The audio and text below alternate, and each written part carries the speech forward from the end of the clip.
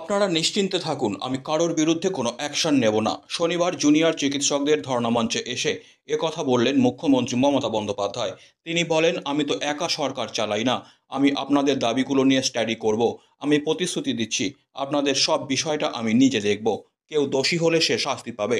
যাদের আমার বন্ধু বলছেন, আমি তাদের চিনিই না। প্রক্রিয়ার মাধ্যমে তারা এসেছেন। আমি সাধ্যমতো পদক্ষেপের চেষ্টা করব। আপনারা কাজে ফিরুন। এটাই আমার শেষ চেষ্টা। আমি অনুরোধ করছি, আপনারা কথা বলুন, সিদ্ধান্ত নিন। এটুকু জেনে রাখবেন, আমি কোনো অ্যাকশন নেব না। আমি মুখ্যমন্ত্রী হিসাবে নয়, আপনাদের দিদি হিসাবে বলতে এসেছি। আপনাদের সহযোদ্ধা আমি। আমি আগেও আপনাদের আন্দোলন সমর্থন করেছি এবং ভবিষ্যতেও করব।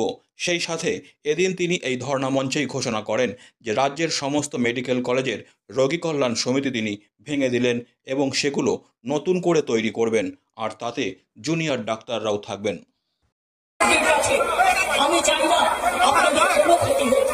আপনাদের দিদি হিসেবে আপনাদের কাছে অনুরোধ করতে এসেছি। আমি মুখ্যমন্ত্রী নই, আমি মুখ্যমন্ত্রী হিসেবে বলতে আসি কি, আমি আপনাদের দিদি হিসেবে বলতে এসেছি। যদি আপনারা না ভাবেন, হ্যাঁ আপনি দিদি হিসেবে আসুন, আমি আপনার পক্ষ ক্লোজ করি, কিন্তু আপনাদের কাছে এসেছি। যদি বলেন as a chief minister, as a elder sister এবং আপনাদের আন্দোলনের সহব্যাথী এবং সহসাথী, তবে আপনাদের অনুরোধ। Disclaimer. This channel may not promote any violent, harmful or legal activities. All content provided by this channel is meant for an educational purpose only.